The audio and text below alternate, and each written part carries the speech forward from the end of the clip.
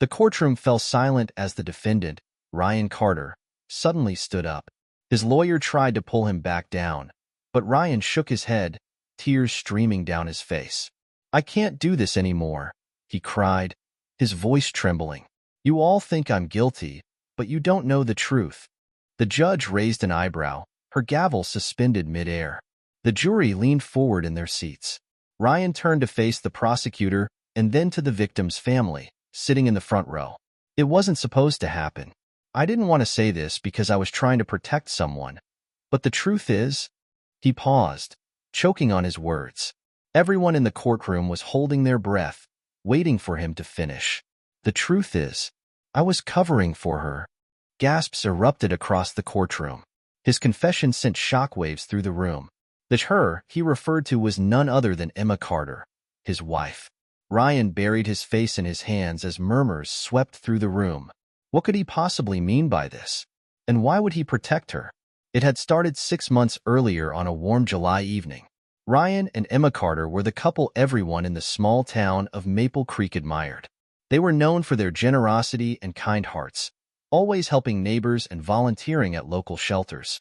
Ryan was a handyman who never charged more than people could afford, while Emma ran a small bakery with the most delicious pies anyone had ever tasted. But their seemingly perfect life took a dark turn when the police arrived at their doorstep one summer night. "There's been a robbery," the officer said. "We found your truck near the scene, Mr. Carter. We'll need you to come with us." Ryan's heart dropped. He knew nothing about a robbery. "There must be a mistake," he said. Emma clutched his arm, her face pale. The police weren't interested in explanations. They cuffed Ryan in front of his bewildered wife and drove him to the station. As the days passed, the evidence against Ryan seemed damning. The stolen goods were found in a storage locker rented under his name. Witnesses claimed to have seen someone matching his description near the scene. The local papers ran headlines like "Beloved Handyman" or "Master Thief." The worst part was that even some of their closest friends began to doubt him. Emma visited him every day at the county jail, her eyes filled with determination. "We'll fight this, Ryan," she said. "You're innocent, and the truth will come out." Ryan nodded, grateful for her unwavering support, but deep down, he was terrified. Weeks turned into months, and the trial date loomed closer. Ryan's lawyer advised him to take a plea deal, but he refused. "I didn't do this," he insisted. "I'm not going to admit to something I didn't do." The trial began, and the prosecutor painted a damning picture. Ryan was struggling financially, they claimed. His truck was seen near the robbery, and the storage locker tied it all together. The jury seemed convinced. Emma sat in the gallery every day, her hands clenched into fists as the prosecutor ripped apart Ryan's character. But what no one saw was the storm brewing inside Ryan. He wasn't just fighting for his freedom. He was carrying a secret so heavy that it threatened to crush him.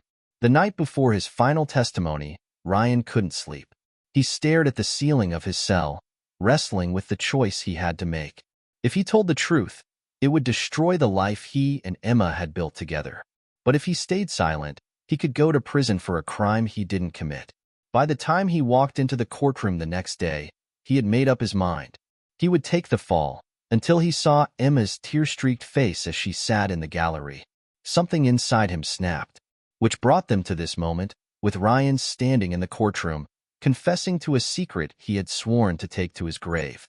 The prosecutor froze, stunned. Even the judge looked like she didn't know how to proceed. "I didn't rob that store," Ryan said, his voice steadying now. "But I know who did, and it's time you all knew the truth." He pointed at Emma, who gasped audibly. "She did it.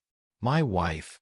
The room exploded with noise, shouts, whispers, and the banging of the judge's gavel trying to restore order. Emma's face turned ghostly pale, and she shook her head, tears spilling down her cheeks. "Ryan," she whispered. "No." Ryan turned back to the judge, his eyes filled with sorrow. She was desperate. The bakery was failing, and she was scared we'd lose everything. I found out after it happened, and I couldn't let her go down for it. She's the love of my life. I couldn't let her suffer." The judge stared at him, her face unreadable. The prosecutor looked like they'd been hit by a truck.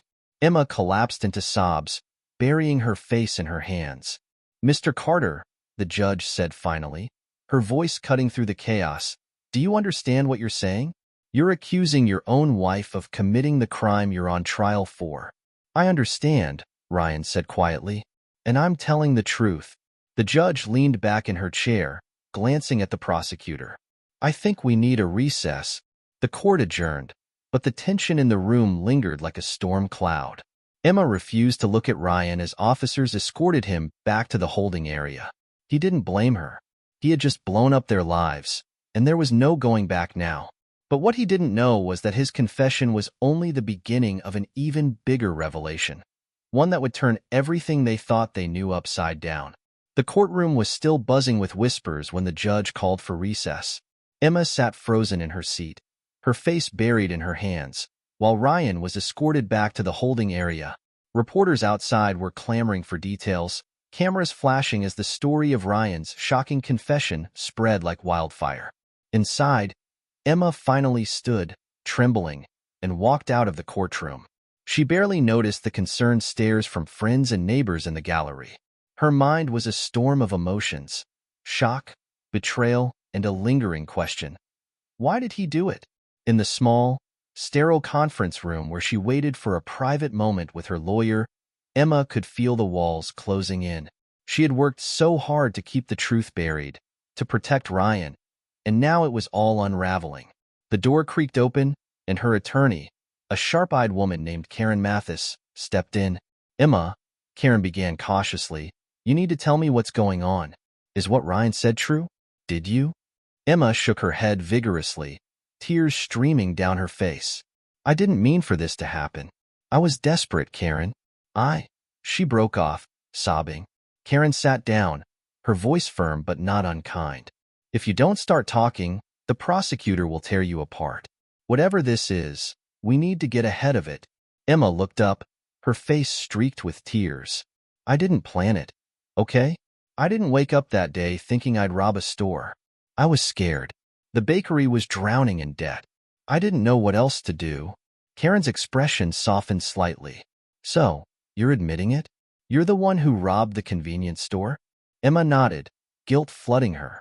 I thought I was careful. I used Ryan's truck because I knew no one would suspect him. He's the good guy, the handyman everyone loves. I never thought it would come to this. Karen sighed, rubbing her temples. Emma, this changes everything.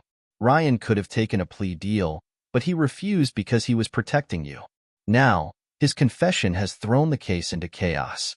The prosecutor's going to be all over you. Emma's heart sank.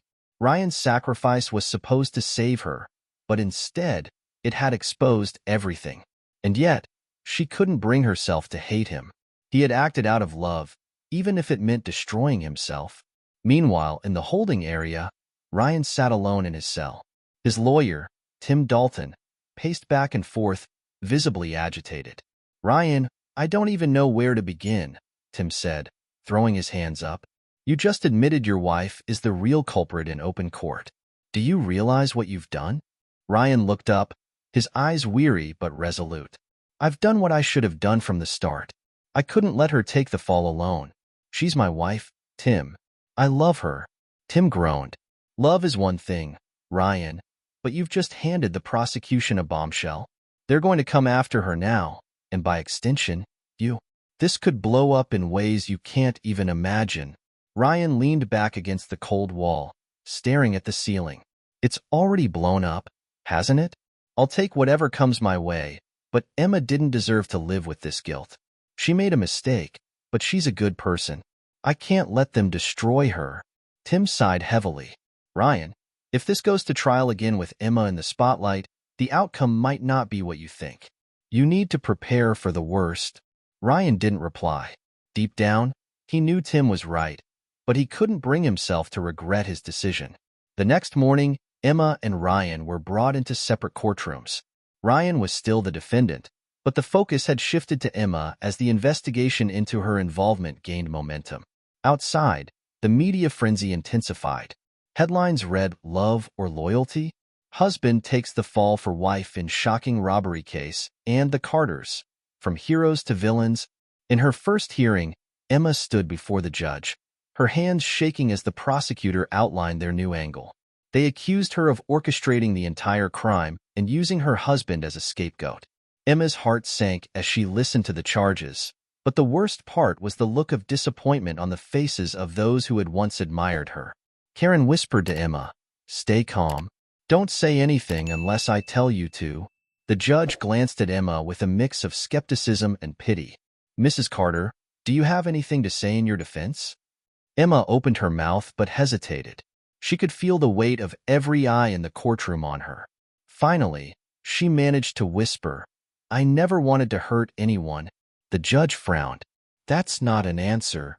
Before Emma could respond, the doors at the back of the courtroom burst open and a man walked in, his face pale and drawn.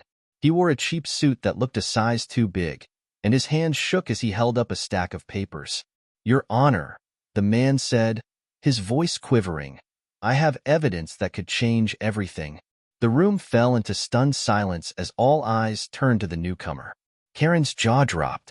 Emma stared at him, confused and alarmed. Who was he, and what evidence could he possibly have? The judge's gavel came down sharply. "Who are you? And why are you interrupting my court?" The man took a deep breath. "My name is Derek Langley. I was the store manager on the night of the robbery, and I have proof that neither Ryan nor Emma Carter is the real culprit." Gasps filled the room, and Emma felt her knees go weak. Ryan, watching the hearing from a live feed in his holding cell, leaned forward, his heart racing. The judge gestured for the bailiff to take the papers. "Mr. Langley, you'd better explain yourself quickly. What proof do you have?" Langley's voice wavered as he began to explain.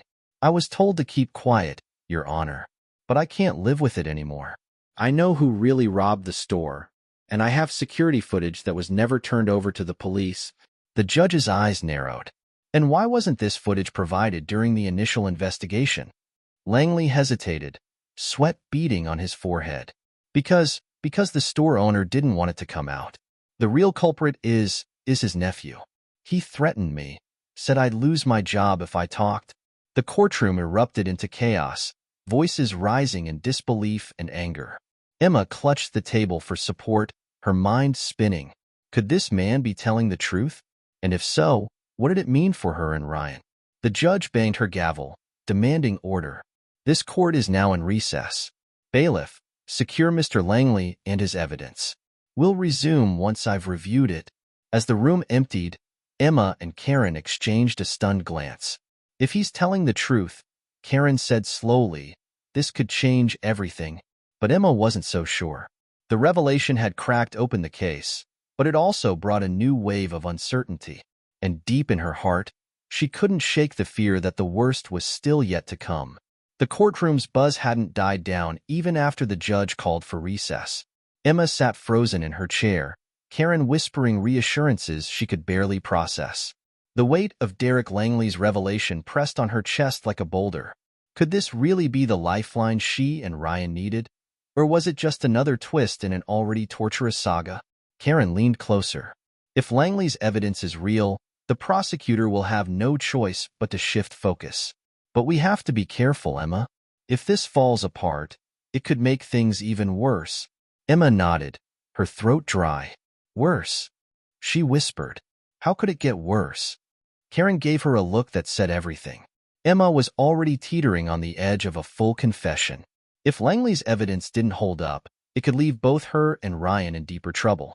The weight of her choices, the robbery, the lies, and Ryan's sacrifice, threatened to drown her.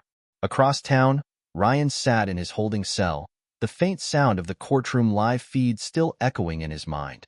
Derek Langley's unexpected entrance and his bombshell claim sent a flicker of hope coursing through Ryan's veins. He leaned forward on the bench, staring at the gray wall in front of him. Could it be true? He muttered to himself. He thought back to that fateful night 6 months ago. Emma had confessed to him tearfully in their kitchen after the robbery. She'd explained how she'd panicked when the bakery's debts piled up, how she'd never meant for it to spiral out of control. Ryan had been furious at first, but his love for her overpowered his anger. He'd vowed to protect her at all costs. But now, if Langley was telling the truth, the real culprit wasn't Emma.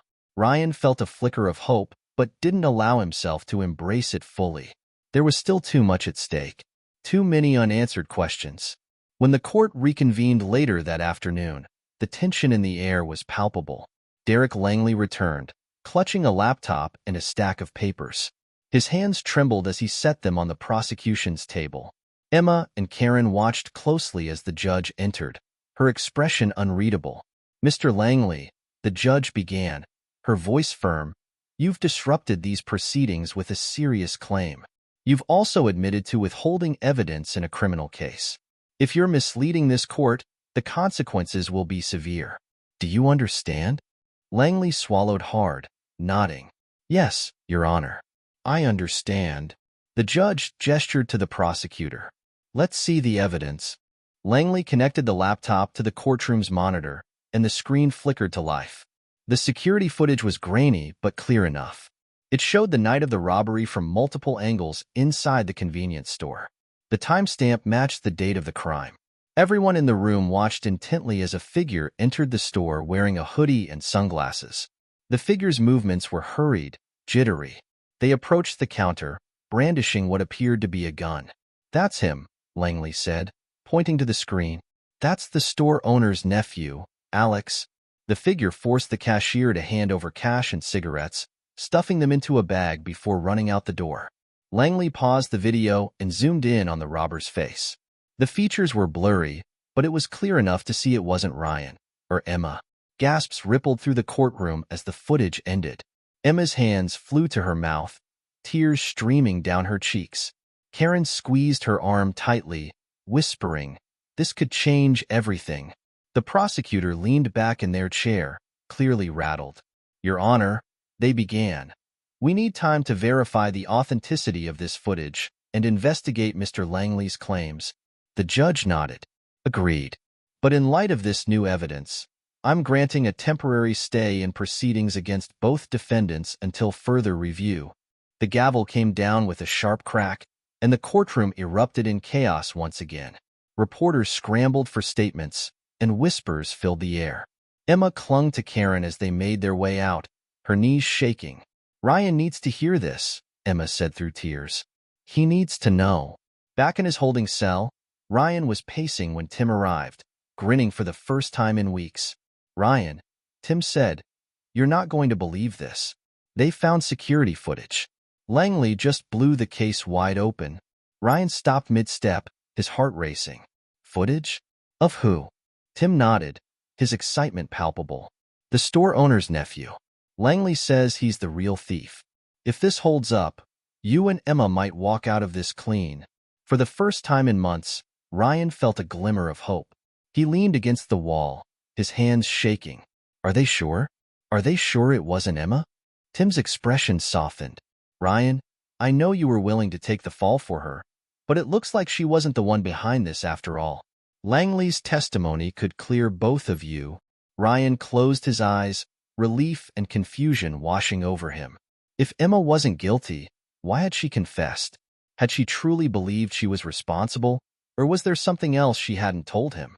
That evening, Emma sat alone in the quiet of her kitchen, the weight of the day pressing down on her. Karen had insisted she stay home and rest, but her thoughts were racing too much to sleep. The new evidence was a lifeline, but it also left her feeling more vulnerable than ever. Why hadn't she questioned the details that night? She'd been so convinced of her guilt, so desperate to fix things before they unraveled, that she hadn't considered the possibility of someone else being involved. Her phone buzzed on the table. It was a text from Karen. "The footage checks out. Police are bringing in Alex for questioning tomorrow." Emma's breath caught in her throat, relief mingled with guilt as she stared at the screen. But just as she began to feel a glimmer of hope, another thought struck her, one that sent a chill down her spine. If Alex was the real thief, why had the stolen goods been found in Ryan's locker? And why had someone gone to such lengths to frame him? Her hands trembled as she picked up the phone to call Karen, but before she could dial, there was a loud knock at the front door. She froze, her heart pounding. The knock came again, more urgent this time. Cautiously, Emma walked to the door and peered through the peephole. A shadowy figure stood outside, their face obscured by the dim porch light. "Who's there?" she called. her voice trembling. There was no response, only another knock, louder this time. Emma's stomach twisted with fear as she backed away from the door. Whoever was out there didn't seem to have good intentions. Suddenly, the door shook violently, as though someone was trying to force it open. Emma grabbed her phone and dialed 911, her voice shaking as she whispered, "There's someone at my door. I think they're trying to break in." The operator's voice was calm, but Emma's fear was spiraling. "Stay on the line, ma'am. Officers are on their way."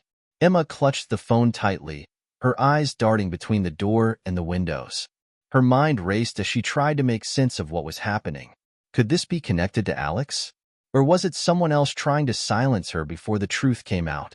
She didn't have long to think. With a deafening crash, the front door burst open. Emma screamed, backing into the kitchen as the shadowy figure stepped inside. "Stay back," she yelled, grabbing a knife from the counter. "I've called the police." The figure paused, their face still obscured in the darkness. Emma's heart pounded as she tightened her grip on the knife, preparing for the worst. But then, the figure spoke, their voice low and urgent. "You don't understand," they said. "I'm here to warn you. You're in danger. They're coming for you. And for Ryan." Emma's grip on the knife tightened, her heart racing as the figure stepped closer. The dim light from the hallway illuminated their face. It was Derek Langley, the store manager who had turned the case upside down just hours earlier. His face was pale, his eyes darting nervously toward the broken door behind him. "Warn me?" Emma asked, her voice shaking. "What are you talking about? And why did you break into my house?" "I didn't have a choice," Derek whispered urgently. "They're watching me. If they find out I'm here, they'll kill us both." Emma froze, her fear now laced with confusion. "Who's they? What are you even talking about?" Derek glanced over his shoulder, as if expecting someone to burst in at any moment. "The people who set Ryan up. The ones who made me keep quiet about the footage. They know everything, and now that I've come forward, they'll do whatever it takes to shut me up. And you too?" Emma felt the ground beneath her shift. She lowered the knife slightly but kept it within reach. "You're not making any sense. Why would anyone go to such lengths to frame Ryan? He's just a handyman." Derek shook his head, his expression grim. "That's what I thought at first too. But it's bigger than him, bigger than you. They needed someone to take the fall so they could cover up what Alex did and keep the store's owner out of trouble. And now that I've exposed it, they'll do anything to clean up their mess." Emma's mind raced. The thought of Ryan being caught in the crossfire of some larger conspiracy was too much to process. "Why didn't you say anything sooner?" she demanded. "You could have stopped this before it started." "I was scared," Derek admitted, his voice cracking. "They threatened me, Emma. Said they'd ruin my life if I talked. But after watching what you and Ryan went through, I couldn't stay quiet anymore. I'm trying to fix it, but now they're after me, and you're next." Emma's knees felt weak. She leaned against the counter, the knife trembling in her hand. "What do they want from me?" "Your silence," Derek said. "If you keep pushing for the truth, they'll come after you." He paused, looking at her with desperation. "I couldn't live with myself if I didn't warn you." Before Emma could respond, the sound of tires screeching outside made both of them freeze. Derek's eyes widened in panic. "It's them," he whispered. "We have to go now." Emma's stomach dropped. "The police are on their way," she said, clutching her phone. "There's no time," Derek hissed, grabbing her arm. "They won't wait for the cops to show up. If we don't leave now, we're dead." Emma hesitated, her mind spinning. Could she really trust him? But the urgency in Derek's voice, and the ominous sound of car doors slamming outside, left her no choice. She dropped the knife and followed him out the back door, her heart pounding in her chest. The night air was cold and biting as they ran through the backyard and into the woods behind Emma's house. She could hear voices shouting from the front yard and the heavy crunch of footsteps closing in. Derek led the way, glancing back occasionally to make sure she was keeping up. "Where are we going?" Emma panted, struggling to keep her voice steady. "There's an old shed a couple of miles from here," Derek said. "We can hide there until I figure out our next move." Emma's legs ached and her lungs burned, but she kept running. The sounds of their pursuers grew fainter as they put more distance between themselves and the house, but the fear gripping her chest didn't ease. Finally, they reached the shed, a dilapidated structure barely standing amidst the trees. Derek pushed open the door, and they slipped inside. It was dark and musty, the air thick with the smell of damp wood. Emma collapsed onto a pile of old tarps, her entire body trembling. Derek locked the door and leaned against it, breathing heavily. "We should be safe here for now," he said. "But we can't stay long. They'll keep looking." Emma's head swam with questions. Why would these people go so far to protect Alex? He's just one guy. Derek hesitated, as if debating how much to tell her. "It's not just Alex," he said finally. "The store's owner, Alex's uncle, has connections. Powerful ones. He's been running illegal operations through the store for years. Drugs, counterfeit goods, you name it. If the police dig too deep into this robbery, they'll uncover everything. That's why they needed a scapegoat. And Ryan was an easy target." Emma's stomach turned. The pieces were starting to fit together, but the picture they painted was far darker than she'd imagined. "So what do we do now?" she asked, her voice barely above a whisper. Derek rubbed his face, his expression weary. "We need to expose them before they get to us. I still have more evidence, but I need time to gather it. If we can prove what they're doing, it'll clear Ryan's name, and yours." Emma nodded, though the thought of going up against such dangerous people made her feel sick. "What about Ryan?" "He's still in custody." Derek's face hardened. "We'll get him out. But first, we need to survive the night." As they sat in the darkness, the weight of their situation pressed down on Emma. She thought of Ryan sitting alone in his cell, unaware of the danger surrounding them. She thought of the bakery she'd worked so hard to build, now tainted by the choices she'd made. And she thought of the people chasing them, relentless and ruthless. She knew one thing for certain. They couldn't outrun this forever. If they wanted to end it, they'd have to fight back, and fast. Hours later, the stillness of the night was shattered by the sound of footsteps crunching on gravel outside the shed. Emma's heart leapt into her throat as Derek motioned for her to stay quiet. He peeked through a crack in the door, his face tense. "They found us," he whispered. Before Emma could respond, the door burst open, and two shadowy figures stepped inside, their faces obscured by masks. One of them pointed a gun at Derek, while the other turned to Emma, their voice cold and menacing. "You should have stayed quiet," they said. "Now it's too late." Emma froze as the masked figure advanced, their words echoing ominously in her ears. Derek raised his hands slowly, his body tense. The second figure, holding the gun, barked a sharp command. "Both of you sit down. Don't make this harder than it has to be." Emma's pulse raced, her mind scrambling for a plan. She exchanged a quick glance with Derek, who gave her a barely perceptible nod. They both sat on the dusty floor of the shed, their breaths shallow as the intruders loomed over them. "You've caused us a lot of problems," the first figure growled, their voice distorted by a cheap voice modulator. "Do you have any idea what you've done?" Derek's jaw clenched, but he stayed calm. "I just want the truth to come out. If you're here to scare us, it's not going to work." The gunman laughed bitterly. "Scare you? No, Langley. We're past that. This isn't about scaring you. It's about cleaning up the mess you made." Emma's heart sank as she realized what they meant. These weren't ordinary enforcers sent to deliver a warning. They were here to end this, permanently. She felt her muscles tighten, a survival instinct kicking in. "Please," Emma said, her voice trembling but steady enough to be heard. "You don't have to do this. We're not a threat to you." The masked figure turned toward her, tilting their head. "Oh, but you are a threat. You and your husband, and now Langley. Do you think we can just let you walk away?" Derek spoke up, his tone defiant. "If you kill us, the evidence will still come out. I've made sure of that." The gunman's grip on the weapon tightened. "What evidence?" Derek hesitated for a fraction of a second, then smirked. "The kind that will put you and your boss behind bars for a long time. If we don't come back, it'll go straight to the police." Emma glanced at Derek, hope flickering in her chest. Was he bluffing, or did he really have a backup plan? The masked figures exchanged a tense look, their confidence wavering. "You're lying," the first figure said, though their tone suggested doubt. "Try me," Derek shot back. "But I'll warn you.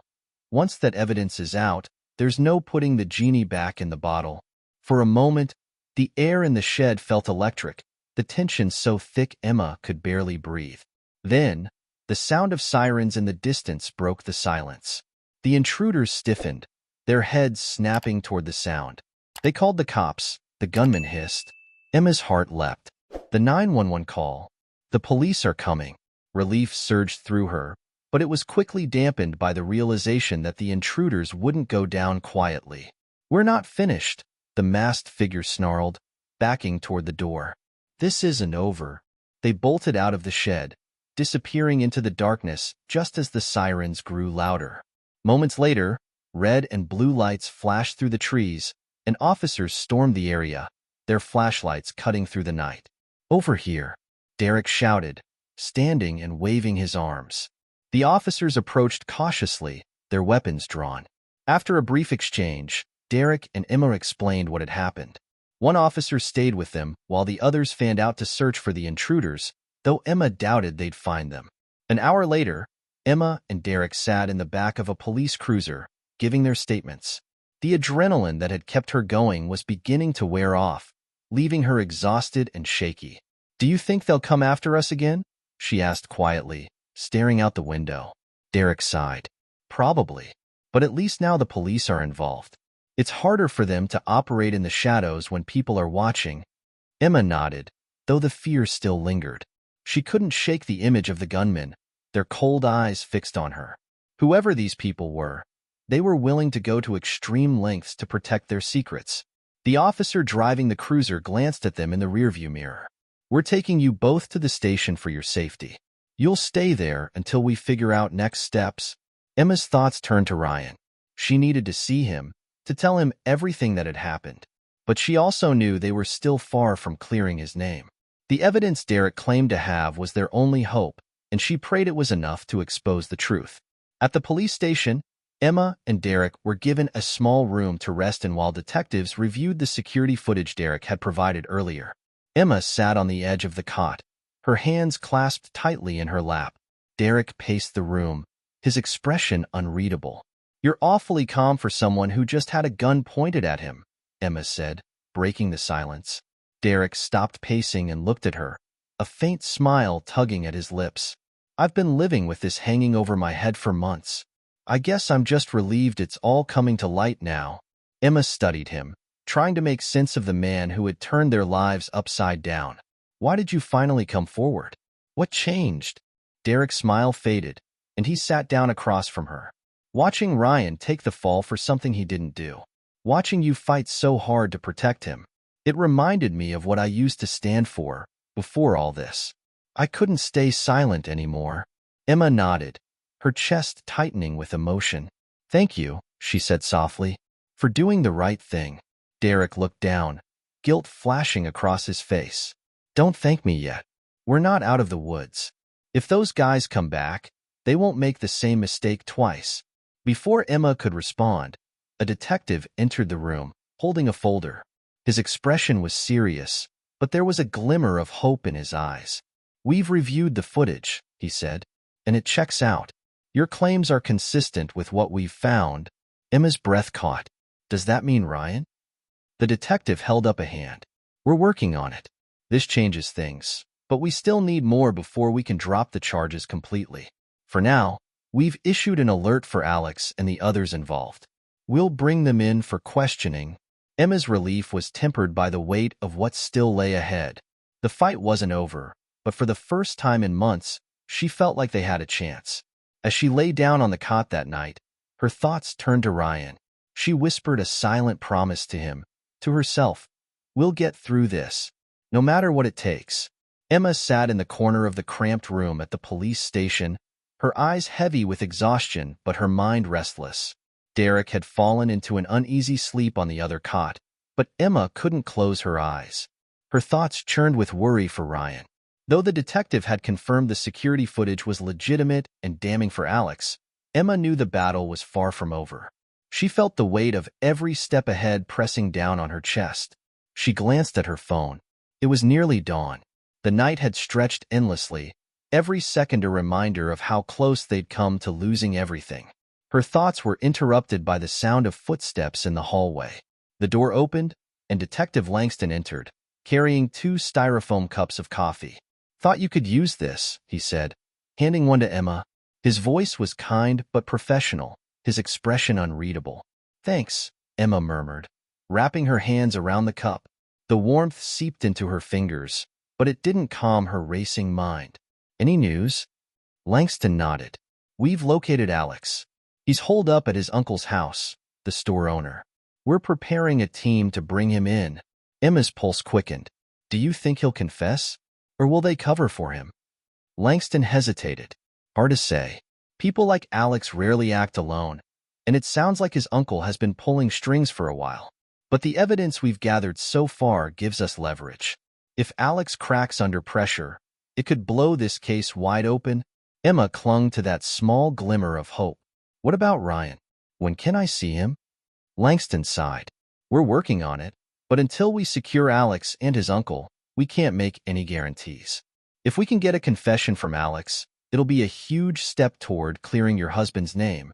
Emma nodded, though the uncertainty gnawed at her. She sipped the coffee, the bitter taste doing little to steady her nerves. "What happens if Alex doesn't confess?" Langston's expression darkened. "If he stays silent, we'll have to rely on the evidence alone. It's strong, but it might not be enough to clear Ryan entirely. That's why this next step is so important." Emma stared into her cup, her heart sinking. The stakes were higher than ever, and the outcome felt maddeningly out of her control. Later that morning, Emma and Derek were escorted to a secure observation room at the station, where they could watch the unfolding operation. The live feed showed a team of officers surrounding the uncle's house, a large, weathered building at the edge of town. The atmosphere in the room was tense, everyone holding their breath as they waited for the signal to move in.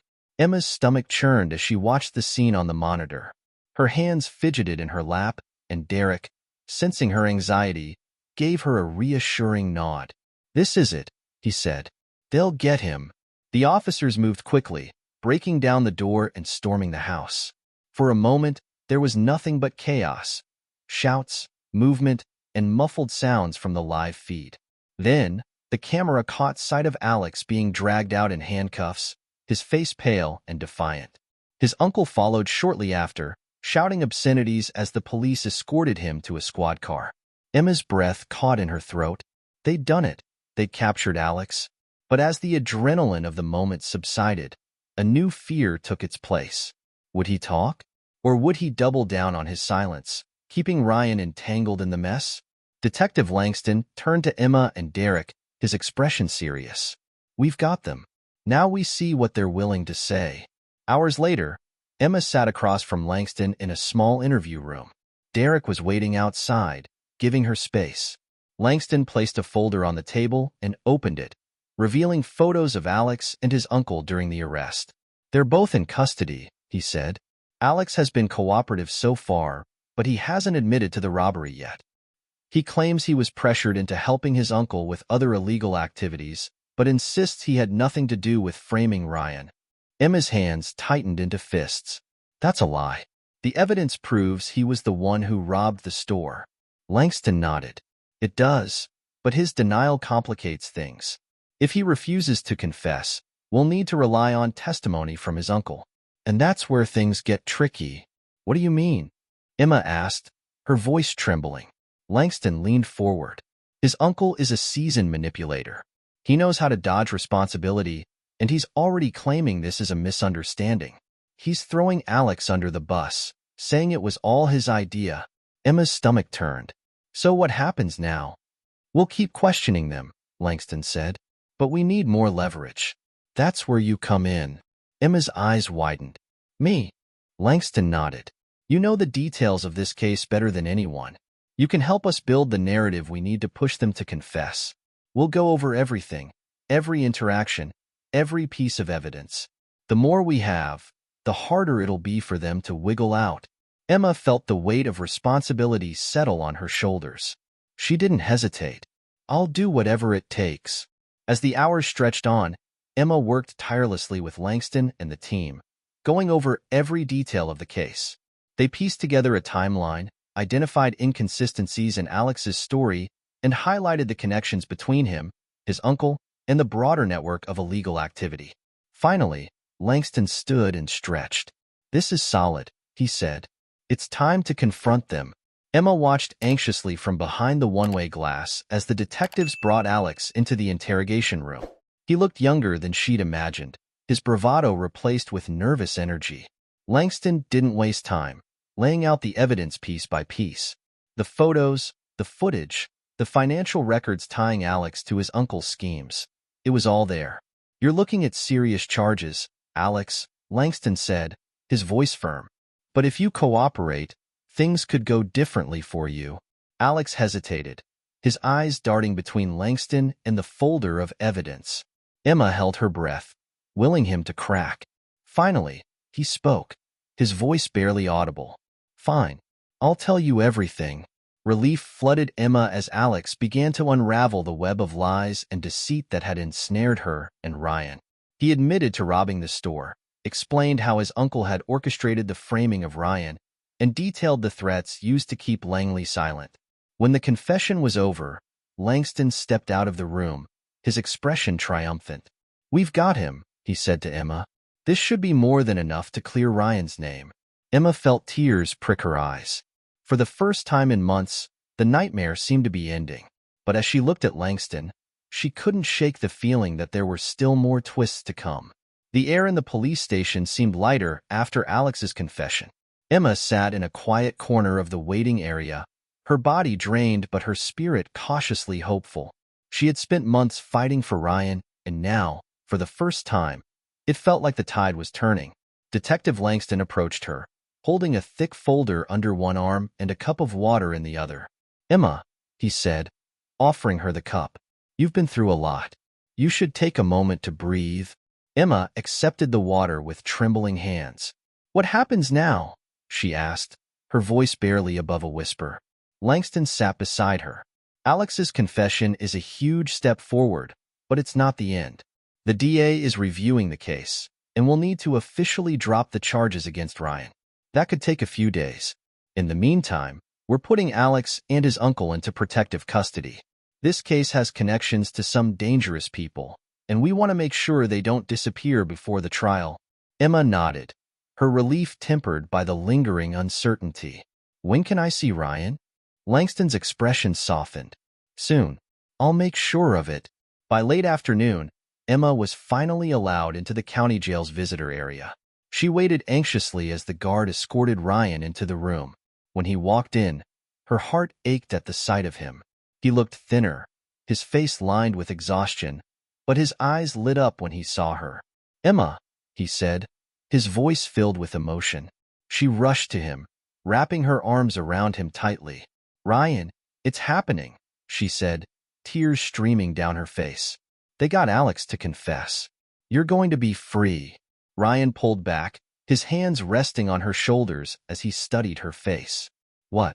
Are you serious?" She nodded, smiling through her tears.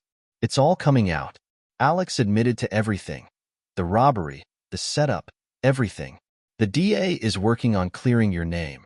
Ryan's shoulders sagged with relief, and he pulled her into another embrace. "I can't believe it," he murmured. "I thought this nightmare would never end." Emma clung to him, savoring the moment, but as they sat down to talk, her smile faded slightly. "There's still more to do," she said. "The people behind Alex and his uncle, they're not going to let this go easily. Derek and we've already had a run-in with them." Ryan's expression darkened. "What do you mean? Are you okay?" "I'm fine," Emma assured him. "But it was close. They came to the house, Ryan. They were trying to silence us, but the police showed up just in time." Ryan's jaw clenched. "Emma, this is too dangerous. I don't want you putting yourself in harm's way." She reached for his hand, squeezing it tightly. "I had to, Ryan. I couldn't let them win. And now, we're so close to exposing everything." He nodded reluctantly, his protective instincts warring with his admiration for her bravery. "You've been amazing, Emma. I don't know how I'll ever repay you for fighting for me like this." She smiled softly. "You would have done the same for me." The next few days were a whirlwind of legal proceedings, media attention, and tense anticipation.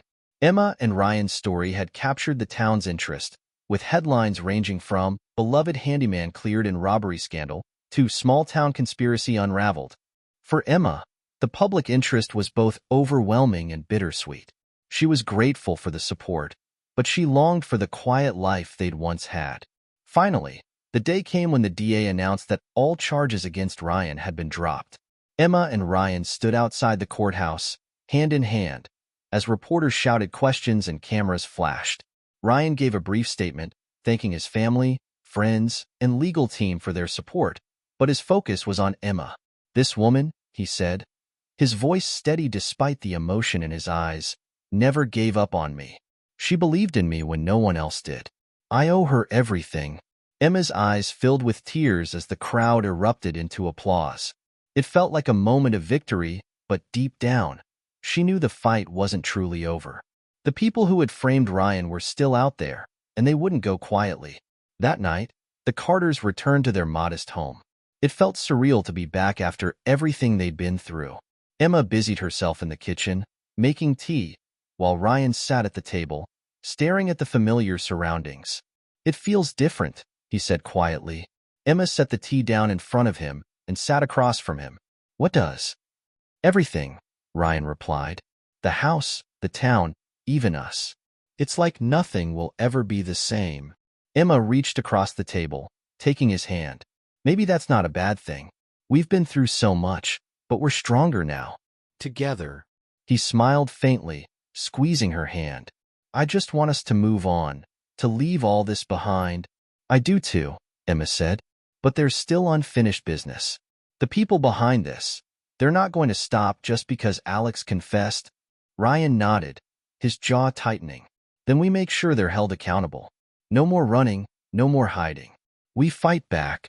Emma felt a surge of determination. For months, she had been reacting to events, struggling to keep her head above water. But now, with Ryan by her side, she was ready to take control. "We'll face whatever comes next," she said firmly. Together, as they sat in the quiet of their kitchen, a sense of resolve settled over them. The nightmare wasn't over, but they were ready for the next chapter. Whatever lay ahead, they would face it with courage, love, and the unshakable belief that the truth would prevail. The days that followed Ryan's exoneration were a mixture of relief and unease. The charges against him had been dropped, and he was free to return to his life. But the shadow of the conspiracy loomed large. Emma and Ryan knew that the people behind Alex and his uncle's schemes wouldn't let this go without a fight. Derek Langley had gone into police protection, a necessary move after his pivotal role in exposing Alex's confession. The Carters, however, had declined protective custody. Ryan insisted they stay in their home, determined not to let fear dictate their lives. But as the sun set on their first full day back in the house, Emma felt a gnawing sense of vulnerability. The door that had been kicked in during Derek's warning visit had been replaced, but the memory of the break-in haunted her. She found herself double-checking the locks and peering out the windows, half expecting to see shadowy figures lurking in the dark. Ryan noticed her anxiety and came up behind her, placing his hands gently on her shoulders. "Emma," he said softly, "you don't have to carry this alone anymore. I'm here now." She turned to face him, her eyes filled with worry. "I know, but I can't shake the feeling that they're not done with us. They've already proven how far they're willing to go." Ryan nodded, his expression serious. "Then we make sure we're ready for them. We're not the same people we were 6 months ago. We've fought too hard to let them scare us now." Emma managed a small smile. Ryan's strength gave her hope, but the lingering fear was hard to ignore. The next morning, Ryan and Emma met with Detective Langston at the police station. The mood was tense as Langston updated them on the latest developments. "Alex and his uncle are cooperating," Langston said, spreading a series of documents across the table. "They've provided information on several key players involved in the operation. We're building a case against the larger network, but it's going to take time." Emma frowned. "Time we might not have," she said. "If they're as dangerous as you say, They'll come after anyone who threatens them. Langston nodded. That's why we're being careful. We've increased patrols around your neighborhood and placed unmarked vehicles nearby. If anything happens, we'll be ready. Ryan leaned forward, his voice low. What about us? Are we still targets? Langston hesitated. It's possible. You've become the face of this case, and that makes you a threat to them. But we believe they're more focused on containing the fallout from Alex and his uncle's confessions. That doesn't mean you should let your guard down, though. Emma exchanged a glance with Ryan. The detective's words were meant to reassure them, but they only deepened her unease. That evening, Emma and Ryan returned home to find an envelope taped to their front door. Emma's heart sank as she carefully peeled it off, her hands trembling. The envelope was plain, with no return address, but the handwriting on the front was scrawled and menacing. Stop digging, or else. Ryan took the envelope from her and opened it cautiously. Inside was a single sheet of paper with a crude drawing of a stick figure family, their faces crossed out with thick, black lines. At the bottom, in jagged handwriting, were the words, "Last warning." Emma's legs nearly gave out, but Ryan caught her, his jaw clenched. That's it, he said, his voice shaking with anger. We're not letting them get away with this. They called Langston, who arrived with a forensic team to examine the note. While the officers dusted for fingerprints and took photographs, Langston pulled the Carters aside. This is a scare tactic, he said. They're trying to rattle you, hoping you'll back off. But it also tells us they're getting desperate. The closer we get to the truth, the more reckless they become. Emma hugged herself tightly, her mind racing. What if they follow through on their threats? What if they come after us again? Langston's expression hardened. We won't let that happen. We're stepping up security, and I'll personally oversee the investigation into this threat. They want you to feel powerless, but you're not. We're on your side. Ryan placed a reassuring hand on Emma's back. We're not backing down, he said firmly, no matter what they throw at us. In the following days, the Carters were under constant surveillance by law enforcement. Patrol cars circled the neighborhood, and unmarked vehicles parked discreetly nearby. Emma found some comfort in the added security, but the tension in the air was impossible to ignore. One night, as Emma sat in the living room flipping through old photo albums, Ryan joined her, carrying 2 mugs of tea. He set one in front of her and sat beside her, pulling her close. Remember this? She said, pointing to a photo of them on a camping trip years ago. They were younger, carefree, smiling brightly as they posed in front of a roaring campfire. Ryan chuckled. I remember you insisted on making s'mores for dinner. She smiled, the memory briefly lifting her spirits. It feels like a lifetime ago. Ryan kissed the top of her head. We'll get back to that. Once this is all over, we'll start fresh. Before Emma could respond, the sound of shattering glass echoed through the house. They both froze, their eyes darting toward the kitchen. Ryan was on his feet in an instant, motioning for Emma to stay behind him. Stay here, he whispered. Call Langston. Emma's hands shook as she grabbed her phone and dialed, her heart pounding in her chest. Ryan crept toward the kitchen, his movements careful and deliberate. He grabbed a heavy flashlight from the counter, holding it like a weapon as he peered around the corner. The kitchen window had been shattered, and a brick lay on the floor surrounded by shards of glass. Ryan's stomach clenched as he stepped closer, scanning the area for any signs of an intruder. Outside, the sound of footsteps crunching on gravel caught his attention. He turned toward the back door, his grip tightening on the flashlight. The door swung open, and Ryan raised the flashlight, ready to defend his home. But the figure standing in the doorway wasn't an intruder. It was Derek Langley, his face pale and frantic.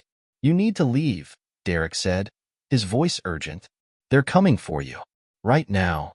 Ryan stared at Derek, the flashlight trembling in his hand. What do you mean, they're coming for us? How do you know? There's no time to explain, Derek said, stepping inside and locking the door behind him. His face was pale, his breaths shallow. I overheard them talking. They know the cops are closing in, and they're making their move tonight to silence you both. Emma appeared in the doorway, clutching her phone. Langston is sending officers, she said, her voice shaking. They'll be here soon. Derek shook his head. It won't matter. These people aren't afraid of the police. They've got connections. If we stay here, we're sitting ducks. Ryan clenched his jaw, his instinct screaming to protect Emma at all costs. Then what do you suggest? Running? It's the only way, Derek insisted. At least until Langston can secure an arrest. I've got a place we can hide. Somewhere they won't think to look. Emma glanced nervously between Derek and Ryan.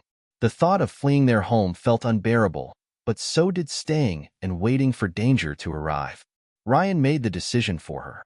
All right, he said, his voice firm. Let's go. Emma, grab what you need. Derek, you're driving. The three of them piled into Derek's old sedan, Emma clutching a small duffel bag she'd thrown together in haste. The tires screeched as Derek pulled out of the driveway, heading toward the outskirts of town. The streets were eerily quiet, but every shadow felt like a threat. Emma sat in the back seat, her heart pounding as she peered out the window, half expecting a car to appear behind them at any moment. Where are we going? Ryan asked, his eyes scanning the road ahead. There's an old hunting cabin about 40 minutes from here, Derek replied. It's off the grid, no power, no cell signal. They won't find us there. Emma's stomach churned. The idea of being so isolated made her uneasy, but she trusted Ryan's judgment. She reached out and took his hand, finding comfort in his steady grip. The ride was tense and silent, the only sound the hum of the engine and the occasional crunch of gravel under the tires. Emma's thoughts raced as she tried to make sense of everything. Who were these people? How far were they willing to go? And why did it feel like the danger was only escalating? When they finally arrived at the cabin, the isolation was palpable. The structure was small and weathered, surrounded by dense woods. Derek parked the car and killed the engine, glancing at the Carters. It's not much, he said, but it's safe. Ryan nodded, stepping out of the car and scanning their surroundings. Emma followed, clutching her bag tightly. The air was cool and still, the forest unnervingly quiet. Inside, the cabin was as rustic as Derek had promised. A single room with a rickety bed, a wood stove, and a few mismatched chairs. The windows were covered with heavy curtains, and the only light came from a lantern on the table. We'll stay here tonight, Derek said, setting down his own bag. In the morning, I'll reach out to Langston and figure out our next move. Emma sat on the edge of the bed, her body trembling with exhaustion. Do you think they know we're gone? She asked. Derek nodded grimly. If they don't already, they will soon. But we've got the advantage now. They don't know where to look. Ryan paced near the door, his fists clenched. I don't like hiding. I want to fight back. You'll get your chance, Derek said. But right now, staying alive is the priority. As the hours stretched into the night, the tension in the cabin remained thick. Ryan and Derek took turns keeping watch while Emma tried to rest, though sleep eluded her. Every creak of the wood stove, every rustle of leaves outside, made her heart race. Around midnight, Ryan sat by the window, his eyes fixed on the darkness outside. Derek joined him, his voice low. You're a brave man, Carter. Not many people would have handled this the way you have. Ryan glanced at him. I'm just doing what I have to. For Emma. Derek nodded. That kind of love, it's rare. But it's also dangerous. It makes you a target. Ryan's jaw tightened. They've already made me a target. They came after my family. That's why I won't stop until they're behind bars. Derek sighed. Just be careful. These people don't play fair. As the night wore on, exhaustion began to take its toll. Emma finally drifted off to sleep, her head resting on Ryan's shoulder. Derek sat by the door, his eyes drooping. But then, just as the first light of dawn began to filter through the curtains, a sound shattered the stillness, a car engine, rumbling in the distance. Ryan's eyes snapped open, his body tensing. Do you hear that? Derek stood, his face pale. Stay here, he said, grabbing a flashlight and heading to the window. Emma stirred, groggy but alarmed. What's happening? Stay calm, Ryan said, his voice steady but urgent. He reached for the lantern and dimmed it, plunging the cabin into shadows. Outside, the engine grew louder, accompanied by the crunch of tires on gravel. Derek peered through the curtains, his breath hitching. They found us. Ryan grabbed a heavy wrench from Derek's bag and moved to the door. Emma, stay back. The car came to a stop just outside the cabin. For a moment, there was silence. Then, the sound of footsteps on gravel. Several footsteps. Emma's heart raced as she clutched Ryan's arm. Ryan, what do we do? Ryan tightened his grip on the wrench. We fight. The footsteps outside the cabin grew louder, crunching steadily over gravel and twigs.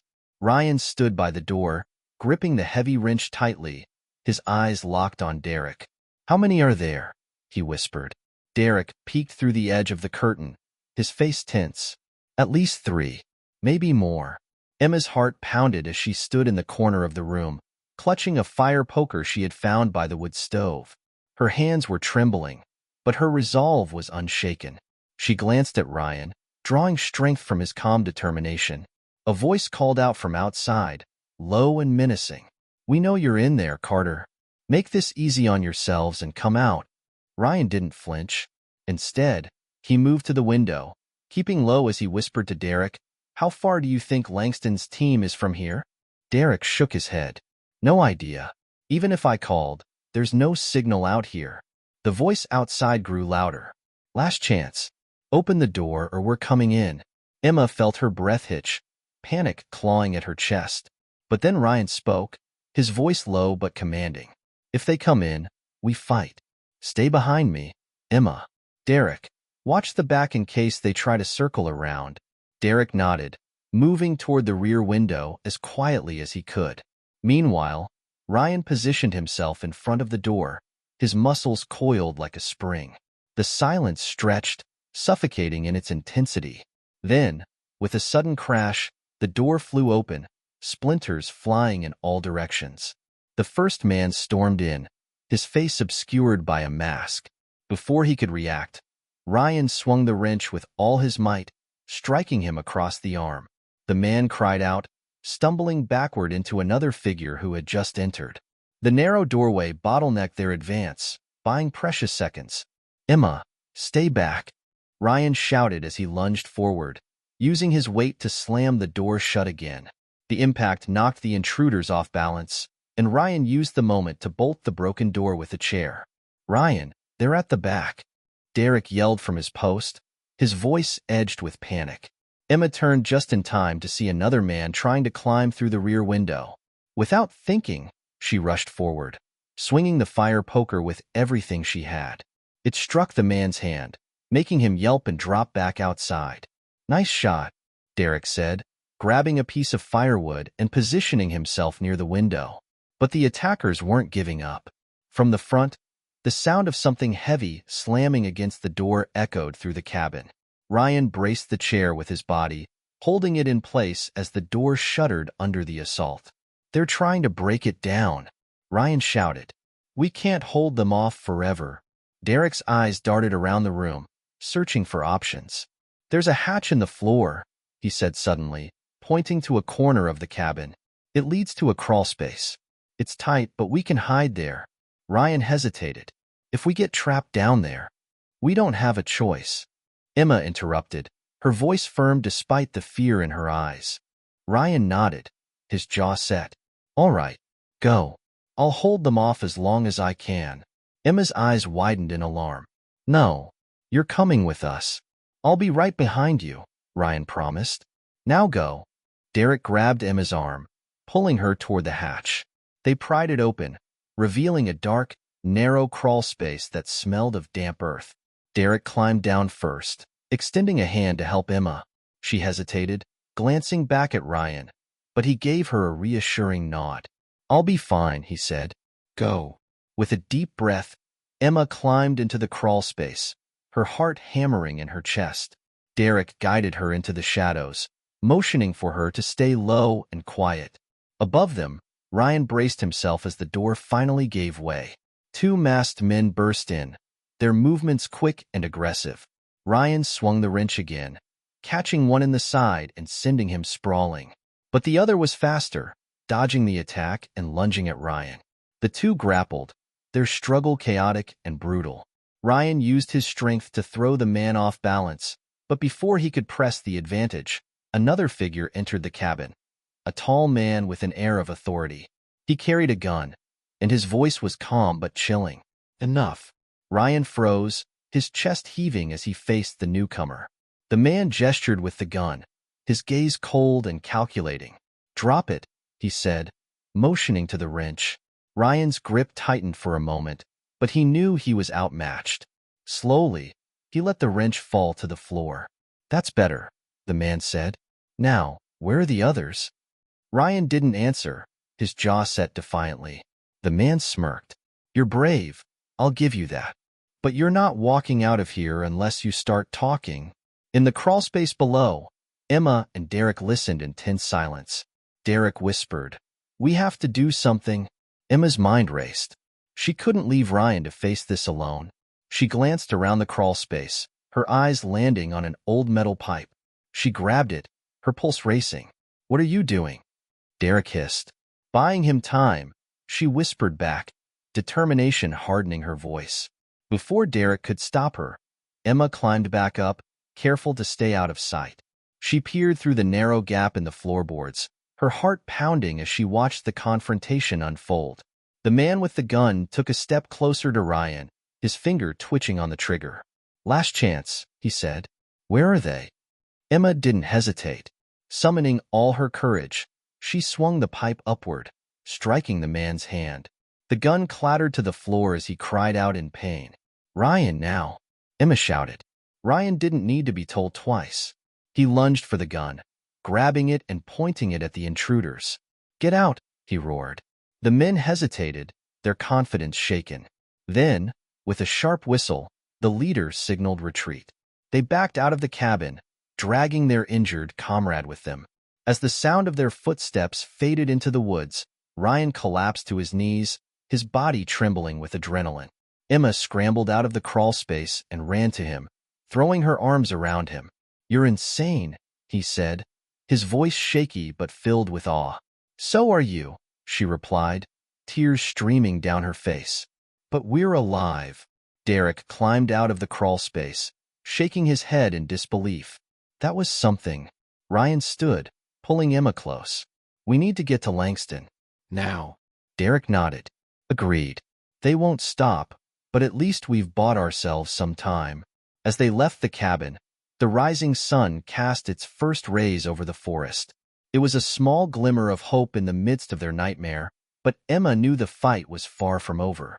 The drive back into town was tense, the air thick with the weight of what had just happened. Derek's knuckles were white as he gripped the steering wheel, his eyes darting to the rearview mirror every few seconds. Emma sat in the back seat beside Ryan, her hand clasped tightly in his. The adrenaline that had propelled them through the confrontation was beginning to wear off, leaving a raw, gnawing fear in its place. "They'll regroup," Derek said, breaking the silence. "Whoever's running this operation isn't going to let you walk away. We need to move fast." Ryan nodded, his jaw set. "First stop is Langston. We need to tell him everything." Emma's voice was shaky but determined. "What if Langston doesn't have enough to act? What if we're still exposed?" "We make him have enough," Ryan said firmly. "If that means we lay it all out, every name, every detail, everything we know, then so be it." Derek glanced at them in the mirror. "You're not wrong, but be ready for them to push back hard. These people don't leave loose ends." Emma's stomach churned. She thought of the men in the cabin, the cold calculation in their leader's eyes. "We're not going to be their loose end," she said, more to herself than anyone else. When they arrived at the police station, Langston was waiting.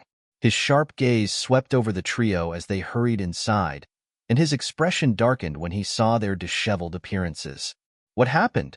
he asked, his voice low but urgent. "They found us," Ryan said simply. "Broke into the cabin. We managed to fight them off, but they'll come back. They won't stop until this is over." Langston's face tightened, and he motioned them into a secure conference room. "Sit down. Tell me everything." For the next hour, Ryan, Emma, and Derek recounted every detail of the attack. Langston listened intently, his pen moving quickly over his notepad. When they finished, he leaned back in his chair, his expression grim. "This confirms what we suspected," he said. "The organization behind Alex's uncle isn't just small time. They've got resources, and they're not afraid to use them. Ryan leaned forward, his voice hard. So what are you going to do about it? Langston looked him square in the eye. We've already got warrants in the pipeline for several of their key players, based on what Alex and his uncle have given us. But this attack changes things. It escalates the timeline. Emma's hands tightened in her lap. How much time are we talking? Langston sighed. A matter of days. Maybe hours. Derek frowned. What about protection for the Carters? They can't keep running. Langston nodded. We'll put them in protective custody until the arrests are made. It's not ideal, but it's the safest option. Emma glanced at Ryan, her chest tightening. Are we going to be separated? Langston hesitated. No. We'll keep you together, but you'll need to follow strict protocols. No outside contact, no leaving the safe house. Is that clear? Ryan and Emma exchanged a look, then nodded. Whatever it takes, Ryan said. The safe house was nondescript, a small brick building on the outskirts of town. Inside, it was sparsely furnished but functional, with a kitchen, a living area, and 2 bedrooms. An officer stood guard outside, and Langston assured them that additional patrols would be nearby. This is temporary, Langston said as he showed them around. Once the arrests are made, you'll be free to return to your lives. Emma couldn't help but feel the weight of his words. Return to our lives? What life? Their small, quiet existence in Maple Creek felt like a distant memory, shattered by months of fear and chaos. As Langston left, Ryan turned to her. Hey, he said softly, pulling her into his arms. We're going to get through this. She nodded against his chest, though the knot in her stomach didn't loosen. I know. I hate feeling powerless. Ryan kissed the top of her head. You're the furthest thing from powerless, Emma. You fought harder than anyone. We'll see this through. Together. The first night in the safe house passed uneventfully, though neither Emma nor Ryan got much sleep. Derek stayed in a nearby room, his presence both reassuring and a constant reminder of the danger they were in. By the second day, Langston called with an update. We've made progress, he said over the secure line. Alex's uncle has flipped. He's naming names. Big ones. Ryan's brow furrowed. And the arrests? Imminent, Langston replied. But we've hit a snag. Some of the people he's named are high up, people with influence. It's complicating things. Emma felt her heart sink. Does that mean they'll get away with it? Not if I can help it, Langston said firmly. Stay put. I'll call with updates.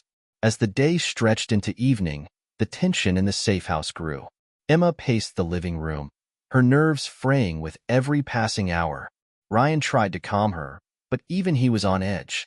And then, just as the sun dipped below the horizon, the unthinkable happened. The power went out. The safe house was plunged into darkness, and Emma froze mid-step. Ryan, I'm here, he said, his voice steady but sharp. Stay close. Derek emerged from his room, a flashlight in hand.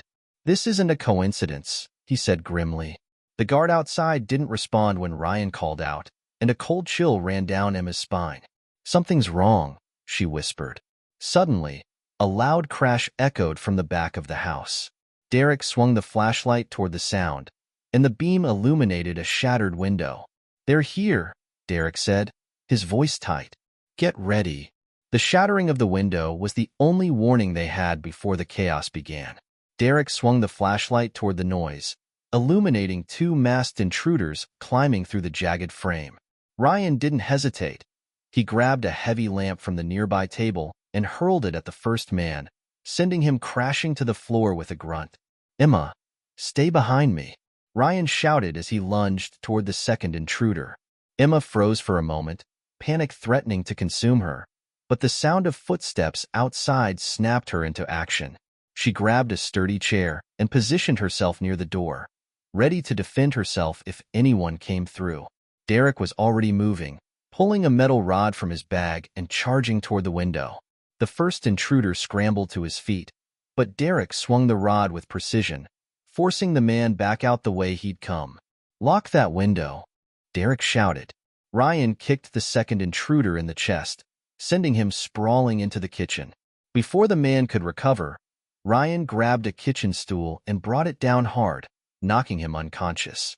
"Windows clear," Derek called, shoving a heavy piece of furniture against the shattered frame. But the threat wasn't over. More footsteps pounded against the ground outside, and a shadow appeared at the front door. Emma gripped the chair tightly, her heart pounding. She didn't think, she acted. As the door burst open, she swung the chair with all her strength, slamming it into the figure's midsection. The intruder doubled over, gasping for air. Another figure appeared behind him, but before they could enter, Derek slammed the door shut and threw the lock. "They're surrounding us," he yelled. Ryan grabbed Emma's hand, his voice firm. "We need to get to the panic room. Now." The safe house had been outfitted with a reinforced panic room, a small space with steel walls and a locked door. It was their last line of defense, and now it was their only hope. Emma hesitated, looking around the room. "What about you?" she asked Derek. "I'm right behind you," Derek replied, shoving furniture against the doors to buy them time. Ryan pulled Emma toward the hallway where the panic room was located. They reached the heavy steel door, and Ryan punched in the code Langston had given them earlier. The door clicked open, revealing the cramped, secure space inside. "Hurry, Derek," Ryan called, holding the door open. Derek backed toward them, swinging his rod to fend off another intruder. Just as he reached the door, a gunshot rang out, the deafening sound echoing through the house. Derek cried out and stumbled forward, clutching his shoulder. "No!" Emma screamed, grabbing him and pulling him into the panic room. Ryan slammed the door shut and locked it, his chest heaving as the sound of footsteps and shouting grew louder outside. He turned to Derek, who was slumped against the wall, blood seeping through his fingers. "Let me see," Ryan said, kneeling beside him. "It's just a graze," Derek said through gritted teeth. "I'll be fine." Emma tore off a strip of fabric from her shirt and pressed it against the wound. "You saved us," she said, her voice trembling. Derek gave her a faint smile. "You're tougher than you look." Outside, the pounding on the panic room door grew louder, but the steel held firm. Ryan grabbed the emergency phone mounted on the wall and dialed Langston. "We're under attack," he said urgently. "They've breached the safe house." Langston's voice was sharp and focused. "We're already en route. Hang tight, Carter. Help is coming." The wait felt endless, the sound of the intruders hammering against the panic room door relentless. Emma sat beside Derek, her hands shaking as she tried to keep pressure on his wound. Ryan stood by the door, clutching a metal pipe he'd grabbed from the room's emergency supplies. "We're going to make it," Ryan said, his voice steady despite the fear in his eyes. "We've come too far to lose now." Emma nodded, drawing strength from his resolve. "Together," she whispered. Minutes later, the sound of sirens pierced the night, followed by shouts and gunfire. The attackers' pounding ceased abruptly, replaced by the unmistakable chaos of a police raid. Ryan exhaled, his grip on the pipe loosening. "They're here." The three of them waited in tense silence until Langston's voice came through the door. "Carter, it's safe. Open up." Ryan unlocked the door, and Langston stepped inside, flanked by officers. Relief flooded Emma as she saw the familiar face of their ally. "Are you okay?" Langston asked, his gaze sweeping over them. "We're alive," Ryan said. "Thanks to Derek." Langston nodded, his expression grim. "We've got the attackers in custody. This should be the final nail in their coffin. You're safe now." Emma felt the weight of months of fear and tension finally lift. She turned to Ryan, tears streaming down her face. "It's over." He pulled her into his arms, holding her tightly. "We made it." In the weeks that followed, the arrests of the attackers led to the unraveling of the entire operation. Alex's uncle and the others behind the conspiracy were indicted on multiple charges, and their network of corruption was dismantled. For Ryan and Emma, life slowly began to return to normal. The bakery reopened, and Ryan resumed his handyman work, though their experiences had changed them forever. They were stronger, closer, and more determined to protect the life they had built together. One evening, as they sat on their porch watching the sunset, Emma took Ryan's hand. "Do you think we'll ever feel normal again?" she asked. Ryan smiled, squeezing her hand. "Normal is overrated. We've been through the worst, and we're still standing." That's what matters. Emma leaned her head against his shoulder, a sense of peace washing over her. They had faced the darkness together and emerged stronger. And now, they could finally look forward to a brighter tomorrow.